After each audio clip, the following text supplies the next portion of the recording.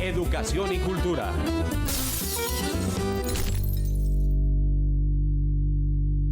Los ataques de los que ha sido víctima la profesora Sandra Jimena Caicedo de la institución educativa Libardo Madrid de la ciudad de Cali, bajo el argumento de estar adoctrinando a sus estudiantes de grado noveno al poner un taller sobre los mal llamados falsos positivos, son también un ataque contra la educación pública y contra la labor pedagógica que realizan los docentes. Para hablar de este tema hemos invitado a la profesora Cristina Upegui y al rector Arleison Arcos. Buenas noches y bienvenidos a este espacio. Muy buenas noches, muchas gracias por invitarme. Muchas gracias por la invitación y por enterarnos de que hay debates que la sociedad colombiana no puede escabullir. Cuando los docentes promueven el análisis y el pensamiento crítico en sus estudiantes, son acusados de adoctrinar y manipular.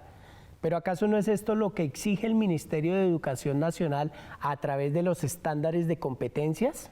Es plenamente coincidente con los estándares y además se realiza en cumplimiento o en ejercicio de lo que la misma Constitución en su artículo 27 consagra.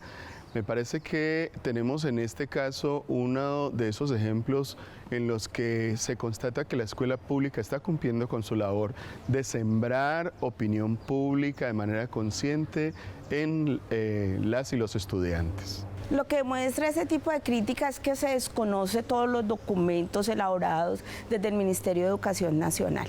Nosotros tenemos como respaldo los estándares y competencias, tenemos los derechos básicos de aprendizaje y tenemos el documento número 6 de competencias ciudadanas, que allí precisamente refieren todo lo que nosotros debemos enseñar.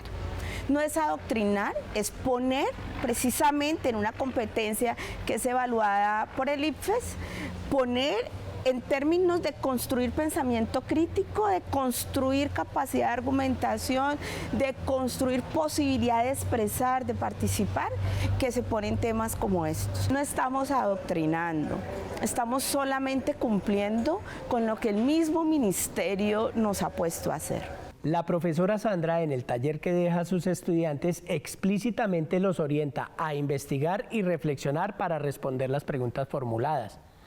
¿Qué adoctrinamiento puede haber allí cuando se está promoviendo la argumentación y el análisis crítico? Muy seguramente quien acusa a un maestro en la escuela pública de estar parcializado, de estar adoctrinando, hace rato no visita un aula de clase en la cual las distintas alternativas y estrategias que las maestras y los maestros están poniendo en el aula invitan al manejo de diferentes fuentes, a la consulta de esas fuentes, a la apropiación de los contenidos que hay en las distintas fuentes, pero además de ello, invitan a la toma de posiciones de los estudiantes. Y esa toma de posiciones no se hace solo en la presentación de una actividad escolar, sino en el ejercicio de diálogo y argumentación que ocurre en el aula de clase.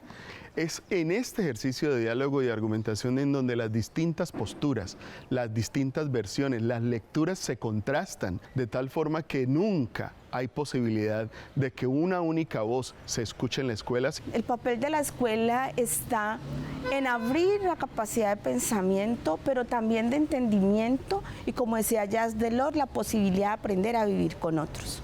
En estas competencias ciudadanas lo que buscamos es poder fortalecer eso que tenemos en las escuelas, de la cercanía, de la confianza, de la posibilidad de creer en los otros y de construir y aprender con los otros. Es aquí donde nace, es aquí donde está la semilla de poder producir un pensamiento abierto que, reclamando la verdad, pueda enterrar a sus muertos, que reclamando la verdad pueda sanar las heridas tan profundas que han dejado décadas y décadas de violencia. ¿Cuál es el papel de la escuela y de los docentes en la enseñanza de la historia del país? Aquí ha habido un interés desde hace muchos años de ocultar la verdad. Queremos que todos cuenten la verdad, queremos que toda la gente que le ha hecho daño a este país, independientemente del lugar que haya estado, cuente la verdad para que podamos reconstruir el tejido social y podamos reconstruir también eso humano que hemos estado perdiendo por acostumbrarnos a la violencia. Es necesario ir siempre en busca de la verdad, pero es necesario empezar a creer en que otro país es viable y es posible. Entonces no podemos callarnos, no podemos dejar de hacer lo que nos corresponde hacer. Repito, el maestro, la maestra, somos sujetos éticos, políticos que acompañamos en la etapa más importante de la vida de los niños, las niñas y las adolescentes, y por esa razón toda nuestra función debe estar enfocada en poder hacer ciudadanos plenos, que entiendan sus derechos y que puedan acceder a ellos sin ningún temor. En Colombia tenemos un serio problema con el manejo de la verdad histórica y de la evidencia detrás de esa verdad histórica.